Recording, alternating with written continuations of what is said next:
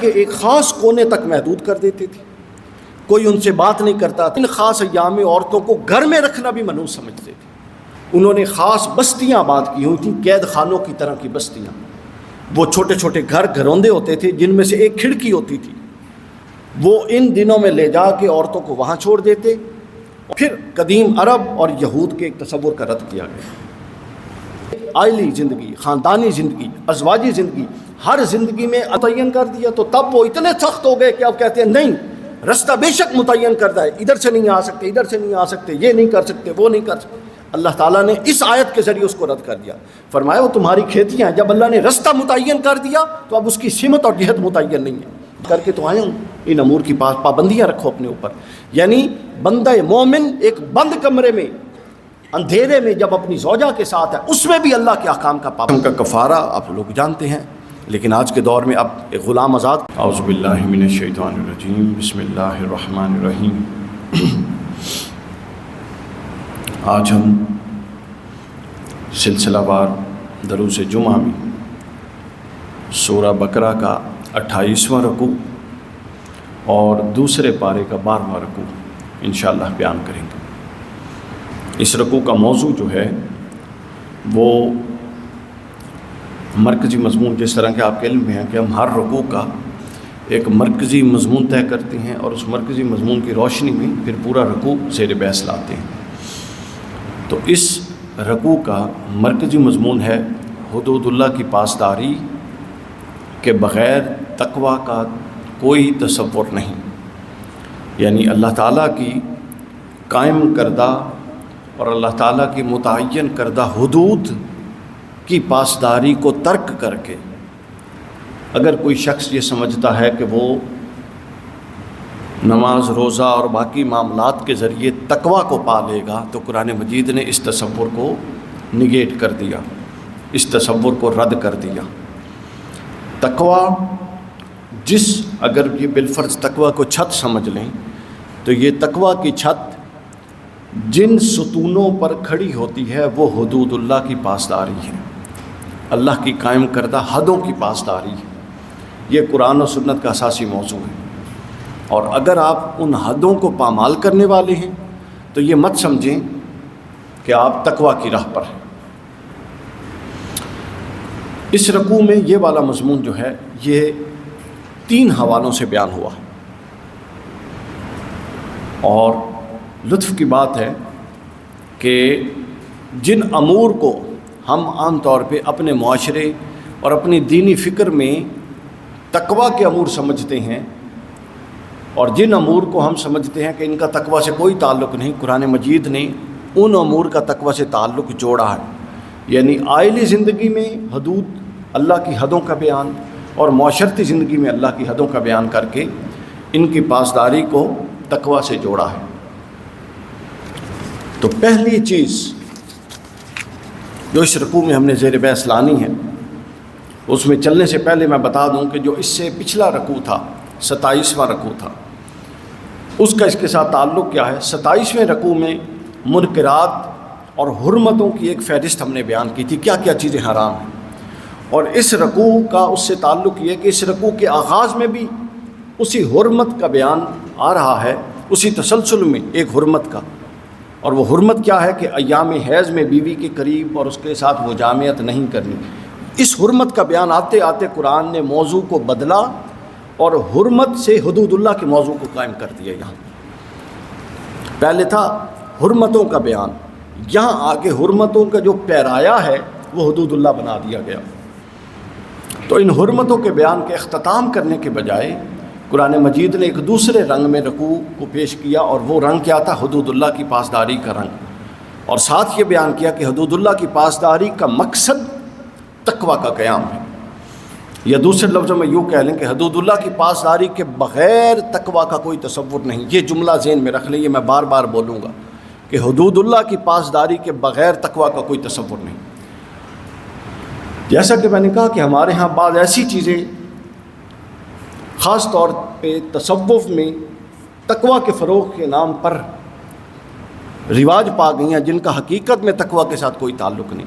اور یہ رکوع جو اس موضوع ہے، جو آج کے موضوعات ہیں رکوع میں، جن کو اللہ نے کہا کہ یہ امور، ان امور کی پابندی تقویٰ ہے، ان کا ہمارے معاشرے میں اور دینی فکر میں اب کوئی جگہ نہیں رہی۔ تو سب سے پہلے اس رکوع کا بیان کرتے ہوئے حدود اللہ میں قرآن مجید نے جس حد کا بیان کیا، وہ حد سورہ بقرہ آیت نمبر 222 اور 23 اس رکوع میں پہلا حکم ہے، وہ ہے ایام خاص میں اللہ کی حدوں کو قائم رکھنا، یعنی یہ عائلی زندگی اور خاندانی زندگی اور ازدواجی زندگی سے متعلق حدوں کا بیان آ رہا ہے۔ وَيَسْأَلُونَكَ عَنِ الْمَحِيضِ قُلْ هُوَ أَذًى فَاعْتَزِلُوا النِّسَاءَ فِي الْمَحِيضِ، یہ آپ سے حیض سے متعلق پوچھتے ہیں، ان کو بتائیے کہ یہ نجاست ہے، سو تم حیض کے دنوں میں عورتوں سے کنارہ کش رہا کرو۔ وَلَا تَقْرَبُوهُنَّ وَلَا تَقْرَبُوهُنَّ حَتَّى يَطْهُرْنَ، یہاں تک کہ وہ پاک ہو جائیں۔ اب کچھ چیزیں بڑی غور طلب ہیں، میں نے عرض کیا نا ہمارے ہاں یہ موضوعات جو قرآنی موضوعات ہیں بیان نہیں ہوتے۔ قرآن مجید نے فرمایا کہ فَاعْتَزِلُوا النِّسَاء، عورتوں سے دور رہا کرو۔ اس دوری سے مراد کیا ہے؟ مقام جماع سے دوری اس سے مراد ہے۔ اسلام میں ان ایام میں، ایام خاص میں ایسے تصورات جو ما قبل مذاہب، وہ قدیم عرب مذاہب ہوں، یہود ہوں، نصارہ ہوں، جن میں چل رہے تھے، ان کے اندر جتنی خرابیاں تھیں ان سب کو بیان کر دیا، رد کر دیا۔ مثلا یہود میں یہ رواج تھا کہ خاص ایام میں، پیریڈز کے ایام میں، وہ عورتوں کو گھر کے ایک خاص کونے تک محدود کر دیتے تھے، کوئی ان سے بات نہیں کرتا تھا، چیت نہیں کرتا تھا، ان کے ساتھ کسی طرح کا معاملہ نہیں کرتا تھا، اور ان سے متعلق ایک نحوست کا تصور پایا جاتا تھا۔ یہ یہود کا رویہ تھا۔ اور ما قبل اسلام قدیم عربوں کا کیا رویہ تھا، بعض قبائل کا وہ بھی سن لیں، وہ ان خاص ایام میں عورتوں کو گھر میں رکھنا بھی منحوس سمجھتے تھے۔ انہوں نے خاص بستیاں آباد کی ہوئی تھیں، قید خانوں کی طرح کی بستیاں، وہ چھوٹے چھوٹے گھروندے ہوتے تھے جن میں سے ایک کھڑکی ہوتی تھی، وہ ان دنوں میں لے جا کے عورتوں کو وہاں چھوڑ دیتے، اور ایک فرد جا کے دن میں 2 دفعہ کھانا وہاں پر دے کر آتا، اس کے ساتھ ان کے ساتھ کوئی تعلق نہیں رکھا جاتا تھا۔ حضرت شاہ ولی اللہ کی اگر الفاظ الکبیر پڑھیں، اس کی میں شرح لکھ رہا ہوں، آسان شرح، اس میں انہوں نے بتایا ہے کہ قرآن 3 طرح کے احکام دیتا ہے۔ ایک وہ احکام جو چل رہی ہیں اور اپنی اصل پر قائم ہیں، ان کو جاری کر دیتا ہے۔ ایک وہ احکام جو بالکل ختم ہو گئے ہیں، ان کو جاری کر دیتا ہے۔ اور ایک وہ احکام جو موجود تو ہیں مگر ان کے اندر تبدیلی کر دی ہے اور غلط راہ پر چلا دیا، ان کو ٹھیک کر دیتا ہے۔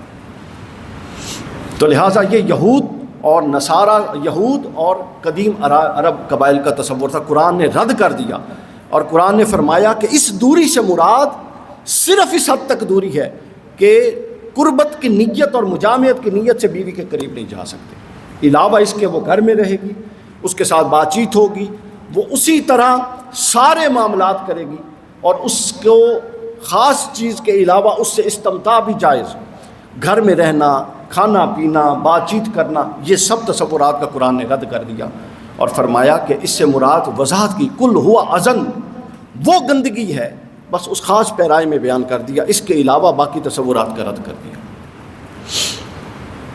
اس کے علاوہ فرمایا یہ وہ اسلام کی لاجیکل اپروچ ہے جو ہر طرح کی توہم پرستی کی جڑ کاٹ دیتی ہے۔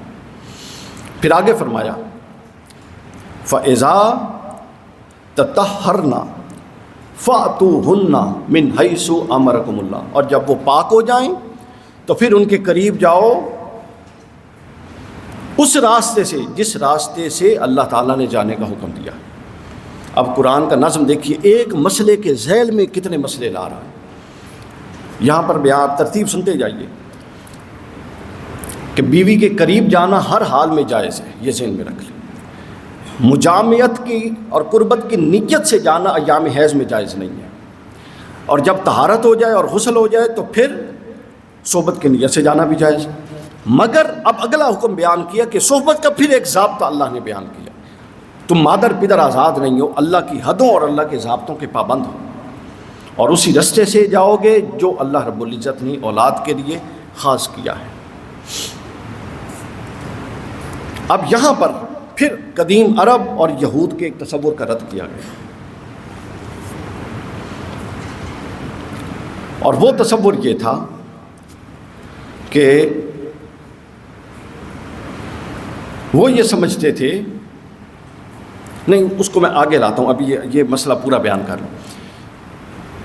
پھر آگے فرمایا فَأْتُوهُنَّ مِنْ حَيْثُ أَمَرَكُمُ اللَّهُ، پھر ان کے پاس جاؤ اس طریقے سے کہ جو اللہ نے بیان کیا ہے۔ اس تخصیص نے یہ واضح کر دیا کہ ان کے قریب جانے کے لیے اللہ رب العزت نے خاص رستہ بنایا، اور یہاں پر یہ جو لفظ ہے فَأْتُوهُنَّ مِنْ حَيْثُ أَمَرَكُمُ اللَّهُ، اس طرح سے جاؤ جس طرح سے اللہ نے کہا ہے، اللہ کے امر کے مطابق۔ یہ خود بتا رہا ہے کہ اگر ہر رستے کی آزادی ہوتی تو پھر اس جملے کا کیا مطلب تھا؟ تو لہٰذا ائمہ اہل سنت کے ہاں اور تمام مکاتب فکر کے ہیں، اہل سنت کے چاروں ائمہ، اہل تشیع، ہر مکتب فکر کے ہاں اس نص کی بنیاد پر صحیح رستے کے علاوہ دبر کی طرف سے وطی کرنا اہل سنت کے نزدیک حرام ہے، بالاتفاق حرام ہے۔ پھر اس کے بعد آگے اب یہ دو حکم بیان کر دیے، ایک ایام حیض کی طہارت، ایام حیض میں رکنا، اور دوسرا بیان کر دیا کہ خاص رستے سے آنا۔ اب ان دو عملوں کو بیان کر کے اللہ رب العزت نے آگے کیا بیان فرمایا، سبحان اللہ، وہ ذرا سنیے۔ اللہ نے فرمایا ان اللہ یحب التوابین، اللہ توبہ کرنے والوں کو پسند کرتا ہے۔ ان دو احکام کا توبہ کے ساتھ کیا تعلق ہے؟ پھر آگے فرمایا وَيُحِبُّ الْمُتَطَهِّرِينَ، اور اللہ پاکوں کو پسند کرتا ہے۔ پتہ چلا کہ توبہ صرف وہ نہیں ہے جو ہم نے توبہ سمجھی ہوئی ہے، بلکہ عائلی زندگی، خاندانی زندگی، ازواجی زندگی، ہر زندگی میں اللہ کی قائم کردہ حدوں کا لحاظ رکھنا در حقیقت توبہ ہے، ہمہ وقت کی توبہ ہے۔ اور پھر ان پاکیوں کا لحاظ رکھنا جس کو اللہ نے بیان کیا، یہ دراصل یحب المتطہر، ایسے لوگ طاہر ہیں، پاک ہیں، اور ان کو اللہ پسند فرماتا ہے۔ تو لہٰذا اس کا ایک اور معنی یہ نکلا کہ جو عائلی زندگی میں ان دو حدوں کو قائم نہیں رکھتے، جو میں نے بتا دی، قائم نہیں رکھتا، وہ نہ توبہ کرنے والا ہے نہ پاکی اختیار کرنے والا ہے۔ ایک ہوتا ہے دوستو توبہ کرنا، اور ایک ہوتا ہے توبہ کے تقاضوں کو پورا کرنا۔ تو یہ پابندیاں اس بات کی دلیل ہیں کہ بندہ اللہ تعالیٰ سے تائب ہے، توبہ کرنے والا ہے، تبھی تو اس کی بیان کردہ پابندیوں کو اپنے اوپر لاگو کر رہا ہے۔ اور دوسری چیز ہے طہارت، تو یہ سن لیں کہ اللہ کے ہاں پاک وہی ہے، اللہ نے فرمایا نا یحب المتطہر، اللہ کے ہاں پاک وہی ہے جو خاندانی زندگی اور نجی زندگی اور ازواجی زندگی میں ان حدوں کو قائم رکھتا ہے، وہ اللہ کے نزدیک پاک ہے۔ پھر اس کے بعد اگلی آیت کے حوالے سے ایک اور اس ضمن میں غلط فہمی کا ازالہ کر دیا، فرمایا نساؤکم حرث لکم فأتوا حرثکم انا شئتم۔ اس آیت سے بہت سارے لوگ غلط فہمی کا شکار ہو گئے۔ فرمایا عورتیں تمہاری کھیتیاں ہیں، پس تم اپنی کھیتیوں میں جہاں سے چاہو آؤ۔ اب اس کو ہم پورے تناظر میں لیں گے کہ پہلے بیان کر دیا کہ اللہ نے آنے کا خاص رستہ متعین کیا ہے، اور آگے کہہ رہا ہے جہاں سے چاہو آؤ، لہٰذا یہ آیت مطابقت میں ہے پچھلے حکم کی۔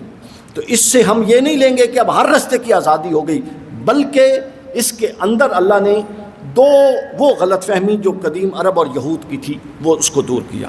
اب دیکھیں نا پچھلی قوموں میں افراط و تفریط کیا تھی، وہ ہمارے ہاں بھی پائی جا رہی، یا تو آزادی تو کھلی آزادی ہر شے حلال، اور پابندی تو ایسی پابندی کہ اصل چیزوں کو بھی چھوڑ دینا۔ تو قرآن مجید نے فرمایا پہلے، اب یہود کی ذرا افراط و تفریط دیکھی، پہلے افراط تفریط کا یہ عالم تھا کہ وہ ہر رستے سے عورت کے پاس جانے کو جائز سمجھتے تھے، اللہ نے پابندی لگا دی اور فرمایا کہ جس سے اولاد ہونی ہے صرف وہ جائے۔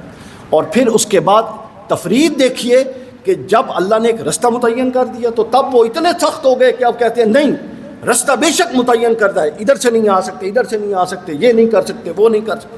اللہ تعالیٰ نے اس آیت کے ذریعے اس کو رد کر دیا، فرمایا وہ تمہاری کھیتیاں ہیں، جب اللہ نے رستہ متعین کر دیا تو اب اس کی سمت اور جہت متعین نہیں ہے، جس طرف سے چاہو۔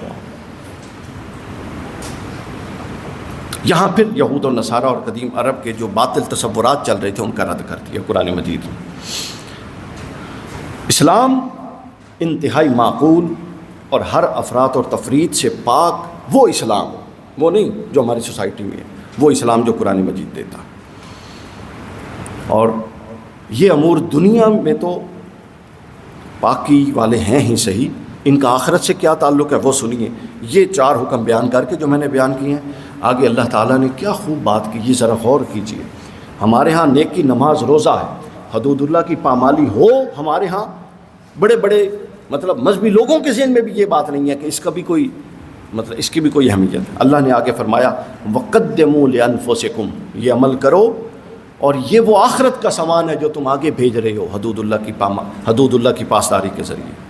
وَاتَّقُوا اللَّهَ، اور یہ وہ ہیں تقوی کے امور جو تم کر رہے ہو۔ وَاعْلَمُوا أَنَّكُمْ مُلَاقُوهُ، اور یاد رکھو تم نے اللہ سے ملاقات کرنی ہے، وہ ان امور سے متعلق پوچھے گا۔ وَبَشِّرِ الْمُؤْمِنِينَ، اور جو ان پابندیوں پر عمل کریں گے ان کے لیے اللہ کے ہاں بشارتیں ہوں گی۔ آپ اندازہ کر سکتے ہیں کیا خاندانی امور اور جو میں نے ساری چیزیں بیان کی اور ان پر کیا 4 بشارتیں دے رہا ہے اللہ۔ یعنی وقدموا، اپنے لیے آگے بھیجو۔ مولا کیا بھیجیں؟ کہتا ہے پیچھے میں بیان کر کے تو آیا ہوں، ان امور کی پابندیاں رکھو اپنے اوپر۔ یعنی بندہ مومن ایک بند کمرے میں اندھیرے میں جب اپنی زوجہ کے ساتھ ہے اس میں بھی اللہ کے احکام کا پابند ہو۔ اللہ فرماتا ہے یہ پابندی میرے لیے بڑی اہمیت رکھتی ہے کہ جب کوئی نہیں دیکھ رہا وہ پھر بھی لحاظ رکھتا ہے کہ میں دیکھ رہا ہوں۔ یہی تقویٰ ہے اور یہی پھر اللہ سے ملاقات ہے۔ اور آگے فرمایا وبشر المومنین، اور مومنوں کے لیے بشارت ہے۔ پھر آگے دیکھیے اصل میں پتہ ہے کیا ہے، جنت مہذب لوگوں کا گھر ہے اور یہ پابندیاں مہذب لوگوں کے لیے ہیں۔ تو جو ان کی پابندیاں کرے گا پھر مہذب ہو جائے گا اور مہذب گھر میں جائے گا۔ اس کے بعد اگلا حکم آتا ہے، یہ حدود اللہ کا ایک باب تھا جو اس رکوع میں بیان ہوا۔ حدود اللہ میں دوسرا باب ہے قسموں سے متعلق۔ قسم عام طور پہ کیا ہے؟ ہم قسم اٹھاتے ہیں کسی بات میں قوت پیدا کرنے کے لیے۔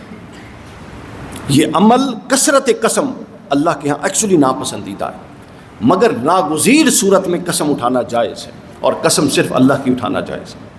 اب اللہ تعالیٰ نے فرمایا وَلَا تَجْعَلُوا اللَّهَ عُرْدَةً لِأَيْمَانِكُمْ، کہ اپنی قسموں کے باعث اللہ کے نام کو اللہ کے نام کو لوگوں کے ساتھ نیکی کرنی اور پرہیزگاری اختیار کرنی اور لوگوں میں صلح کرانے میں آڑ مت بناؤ، یعنی اللہ کے نام کو مثبت اور پازیٹیولی استعمال کرو۔ آگے فرمایا لا یؤاخذکم اللہ باللغو فی ایمانکم، جو تمہاری لغو اور بے بنیاد قسمیں ہیں۔ عرب کا ایک اسلوب ہوتا تھا، وہ ہر بات پہ واللہ کہہ کے شروع کرتے تھے، واللہ، تو قسم، اس کو قرآن نے کہا یہ لغو قسمیں ہیں، بے معنی قسمیں ہیں۔ لیکن آگے فرمایا ان پر کوئی نہیں ہے، ان پر گرفت نہیں۔ آگے فرمایا وَلَٰكِن يُؤَاخِذُكُم بِمَا قَصَبَتْ قُلُوبُكُم، اور اگر تم ایسے قسم اٹھاتے ہو جس کا دل میں ارادہ کر چکے ہو تو فرمایا اس قسم کا مواخذہ ہوگا۔ مواخذہ کیوں؟ چونکہ اللہ کا نام استعمال ہوا ہے اور اللہ کے نام کی ایک تکریم ہے، اس تکریم کا تقاضا یہ ہے کہ اب قسم کا پاس رکھا جائے، اور پھر اس تکریم کا تقاضا یہ ہے کہ اگر قسم کا پاس نہیں رکھتے تو پھر کفارہ ادا کیا جائے۔ یہ جو قسم کا کفارہ ہے یہ اسم الوہیت کی تکریم ہے بنیادی طور پر۔ جب آپ اس کی پاسداری نہ کریں تو آپ کہتے ہیں باری تعالیٰ میں نے تیرا نام لیا تھا، اب اس کی پاسداری نہیں کر سکتا، لہٰذا میں اس کا کفارہ ادا کرتا ہوں۔ قسم کا کفارہ آپ لوگ جانتے ہیں، لیکن آج کے دور میں اب ایک غلام آزاد کرنا بھی تھا، لیکن آج کے دور میں وہ صورت نہیں۔ آج کے دور میں جو صورتیں ہیں، 10 مسکینوں کو 2 وقت کا کھانا کھلانا ہے، یہ 10 مسکینوں میں سے ہر ایک کو صدقہ فطر کے برابر رقم دینا ہے، یا 10 مسکینوں کو ایک ایک اگر آپ مناسب کپڑے کا جوڑا جو خود پہنتے ہیں لے کے دے دیں گے تو اس سے بھی قسم کا کفارہ ادا ہو جائے گا۔ اور اگر کوئی ان میں سے کوئی بھی حیثیت نہیں رکھتا مالی طور پر تو پھر وہ بغیر انقطاع کے تسلسل سے 3 روزے رکھے گا تو قسم کا کفارہ ہوگا۔ یہ کتنا اہم معاملہ ہے جس کو ہم اتنا فار گرانٹڈ لائٹلی لے کے گزار دیتے ہیں۔ نامہ اعمال کھلے گا تو معلوم ہوگا کتنی قسمیں پڑی ہوئی ہیں جو پوری بھی نہیں کی اور ان کے کفارے بھی ادا نہیں کیے۔ پھر قسم کے ذیل میں اب قرآن کا نظم دیکھیے، ایک حکم بیان کرتا ہے پھر اس کے ذیل کے سارے مسائل لاتا ہے۔ اب قسم، چونکہ عائلی زندگی اور خاندانی زندگی چل رہی تھی زوجہ کے ساتھ، زوجین کے معاملات، تو قسم کا حکم بیان کر کے آگے قسم کی ان قسموں کو لایا جو زوجین سے متعلق۔ ایلا کا بیان ہوا، فرمایا للذین، وہ لوگ جو اپنی بیویوں کے قریب نہ جانے کی قسم اٹھا بیٹھے، اس عمل کو ایلا کہتے ہیں۔ اگر قسم 4 ماہ تک کی مدت یا اس سے زائد ہو تو وہ پھر شرعی طور پہ ایلا ہو جائے گا، اور اگر اس سے کم ہے تو پھر یہ نہیں ہوگا۔ اب اس کا حکم یہ ہے کہ اگر شوہر کے لیے افضل اور اولیٰ یہ ہے کہ 4 ماہ کے اندر رجوع کر لے کسی بھی طرح سے، لفظاً یا عملاً، اور اگر 4 ماہ میں رجوع نہیں کرتا تو پھر کیا ہوگا؟ فَإِنْ فَاعُوا فَإِنَّ اللَّهَ غَفُورٌ رَحِيمٌ، رجوع کر لیں اولاً تو یہ بہتر ہے۔ وَإِنْ عَزَمُوا الطَّلَاقَ، اور اگر وہ طلاق کا عزم کر چکا ہے اب رجوع نہیں کرنا چاہتا تو فرمایا فَإِنَّ اللَّهَ سَمِيعٌ عَلِيمٌ، پھر اللہ سننے والا اور جاننے والا۔ تو ایلا سے متعلق ائمہ 5 ائمہ 4 اور پھر اہل تشیع کی رائے سن لیں۔ امام ابو حنیفہ کے نزدیک اگر شوہر 4 مہینے تک بیوی کے قریب نہیں جاتا اور رجوع بھی نہیں کرتا تو طلاق ہو جائے گی اور یہ طلاق بائن ہوگی، اور اگر وہ رجوع کرنا چاہے تو 4 مہینے کے اندر اندر رجوع کر سکتا ہے، اور جب رجوع کرے گا تو چونکہ قسم اٹھائی تھی تو قسم کا کفارہ دے گا، رجوع ہو جائے گا لیکن قسم کا کفارہ واجب ہو جائے گا۔ امام مالک کے نزدیک اگر 4 مہینے مکمل ہو جائیں اور رجوع نہ کرے گا تو قاضی سے حکم سے طلاق ہوگی، مالکیہ میں از خود طلاق واقع نہیں ہوگی، عدالت کے ذریعے حکم جاری ہوگا۔ شوافع کے نزدیک، امام شافعی کے نزدیک 4 مہینے مکمل ہونے پر خود بخود طلاق نہیں ہوگی، بلکہ قاضی شوہر سے رجوع کرے گا یا طلاق کا فیصلہ ہوگا، قاضی کی مداخلت کے ساتھ اقرار یا انکار کی صورت میں طلاق یا رجوع کا فیصلہ ہوگا۔ یہی موقف امام احمد ابن حنبل، یعنی امام ابو حنیفہ کے نزدیک صرف یہ ہے کہ وہ مدت گزرنے کے بعد طلاق بائن واقع ہو جائے گی، جبکہ باقی تینوں ائمہ کے نزدیک قاضی کی مداخلت کے ساتھ طلاق ہوگی۔ اہل تشیع حضرات کے نزدیک یہ ہے کہ شوہر اگر قسم کھائے اور پھر 4 مہینے کوئی تعلق نہ ہو تو عورت قاضی کے پاس جا کر اپنا حق طلب کر سکتی ہے کہ یا میری جان چھڑوائیں، یا مجھے رجوع کروائیں، یا مجھے طلاق دلوائیں۔ تو اہل تشیع میں بھی 4 مہینے گزرنے کے بعد طلاق خود بخود واقع نہیں ہوتی، بلکہ مداخلت قاضی مفتی کی مداخلت سے ہوتی۔ تو اب یہ الا کا حکم بیان ہوا۔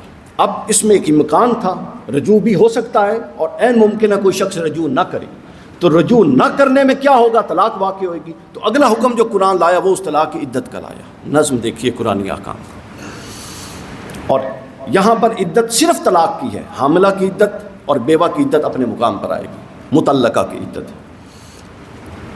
والمطلقات یتربصن بانفسہن ثلاثۃ قروء، 3 حیض تک وہ اپنے آپ کو روکے رکھیں گی۔ کس چیز سے؟ نکاح سے، نکاح ثانی سے۔ امام ابو حنیفہ کے نزدیک قروء کا مطلب حیض ہے، اور امام شافعی کے نزدیک قروء کا مطلب طہر ہے۔ کوئی فرق نہیں ہے، دونوں کے پاس بڑے مضبوط دلائل۔ مقصد کیا ہے؟ مقصد سمجھیے، ہمارے لوگ مسائل اور لفظوں میں الجھے ہوئے ہیں۔ مقصد استبراء رحم ہے کہ اگر رحم میں کوئی بچہ ہے تو وہ واضح ہو جائے، یہ مقصد ہے۔ 3 ماہ طہر کے طور پہ گزارنے وہ بھی 3 ماہ کی مدت، اور حیض سمجھ کے گزارنے وہ بھی 3 ماہ، مقصد ہے استبراء رحم۔ اس کے بعد اللہ نے فرمایا وَلَا يُحِلُّ لَهُنَّ أَن يَكْتُمْنَ مَا خَلَقَ اللَّهُ فِي أَرْحَامِهِنَّ، اور یہ بڑا گناہ ہے کہ کسی عورت کے پیٹ میں کسی کا بچہ اور وہ اس کو چھپائے، اپنے حمل کا چھپائے۔ اللہ نے فرمایا نہیں، عدت رکھی اس لیے کہ استبراء رحم ہو جائے اور وہ بات واضح ہو جائے۔ اس کے بعد چونکہ اس سے بڑے مسائل پیش آتے ہیں، بعد میں نسب کے مسائل، رضاعت کے مسائل، خاندانی مسائل، تو قرآن مجید کے ایک اسلوب ہے، مسئلہ پیش آنے کے بعد بھی ہدایت دیتا ہے، مگر بعض اوقات جو امکانی مسائل ہیں ان کی پیش بندی کے طور پہ بھی احکام جاری فرما دیتا ہے۔ تو یہ پیش بندی کی ذیل میں حکم، اللہ نے فرمایا ان کن یؤمن باللہ والیوم الآخر، اگر تم اللہ اور اس کے رسول پر اور آخرت پر ایمان رکھتی ہو تو پھر یہی کام کرو جو بتایا گیا ہے کہ حمل ہو تو اسے مت چھپاؤ۔ اس کے بعد آگے فرمایا پھر وہی اگر اس عدت جو 3 ماہ 3 حیض اور 3 قروء بیان کیا، اس عدت میں پھر کوئی شوہر رجوع کرنا چاہے تو وہ کر سکتا ہے۔ سنت طلاق یہ ہے کہ ایک طلاق دے کے ہمیشہ کے لیے چھوڑ دیا جائے تاکہ ساری عمر رجوع کا حق باقی رہے بغیر حلالہ کے۔ پھر اس کے بعد قرآن مجید نے فرمایا کہ ان ارادوا اصلاحا، رجوع ہو سکتا ہے لیکن یہ مذاق نہیں ہے آج طلاق کل رجوع۔ فرمایا اگر نیت اصلاح کی ہو اور اب وہ سمجھ رہا ہو کہ جن معاملات میں ڈسپیوٹ ہوا تھا اب سیٹلمنٹ رہ سکتی ہے اور دیر پا رہ سکتی ہے، اس صورت میں اللہ فرماتا ہے کہ بہتر ہے کہ رجوع ہو جائے۔ وَلَهُنَّ، اور اگر یہ سمجھتے ہیں کہ رجوع کے بعد بھی مسائل آئیں گے، اللہ نے عقل دیا ہے، تو پھر یہ تماشا نہیں ٹھیک، پھر اللہ نے ایک آخری حکم دیا ہے سپریشن کا، طلاق کا، وہ واقع ہو جائے۔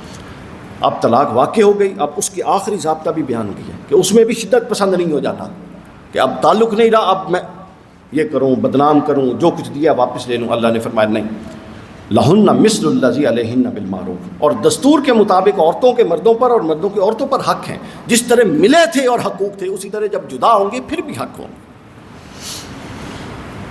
اب اس آیت سے بہت کنفیوژنز ہوتی ہیں ہمارے ہاں کہ دونوں کے حق قرآن نے بیان کیا، دونوں کا حق ہے، لیکن اچھا اب اس میں ایک طرح میں مرد اور عورت کے حق میں کوئی فوقیت نہیں ہے، یعنی کوئی فرق نہیں ہے، اور ایک طرح سے فرق ہے۔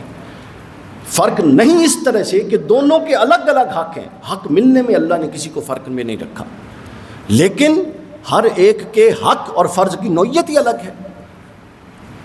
اب مرد کو منتظم بنایا، مال کا ذمہ دار بنایا، قوت فیصلہ، ذمہ داریاں برداشت کرنا، اس حیثیت سے مرد کو گھر کے خاندان میں یک گنا فضیلت حاصل ہے۔ قرآن کا وَلِلرِّجَالِ عَلَيْهِنَّ دَرَجَاتٌ وَاللَّهُ عَزِيزٌ، مرد کا ایک درجہ بلند ہے چونکہ اس کو اس کی ذمہ داریوں کے تناسب سے ایک درجہ بلند ہے، جبکہ عورت کے لیے کیا ہے، وہ اپنے حقوق کی محافظ ہے، گھر کی محافظ ہے، اس کے اپنی ذمہ داریوں کے مطابق حقوق۔ تو اس رکوع میں اللہ تعالیٰ کی ان حدود کا بیان تھا۔ پہلی حد ایام خاص میں حدود اللہ کا بیان، دوسری حد قسموں میں حدود اللہ کا بیان، اور پھر اس کے ذیل میں اور بہت سارے معاملات ہیں، اور تیسری حد طلاق کے بعد عدت کے معاملات اور سپریشن کے معاملات میں حدود اللہ کا بیان۔ انشاءاللہ اللہ کا منظور ہوا تو اگلے جمعہ ہم 29ویں رکوع پر بات کریں گے۔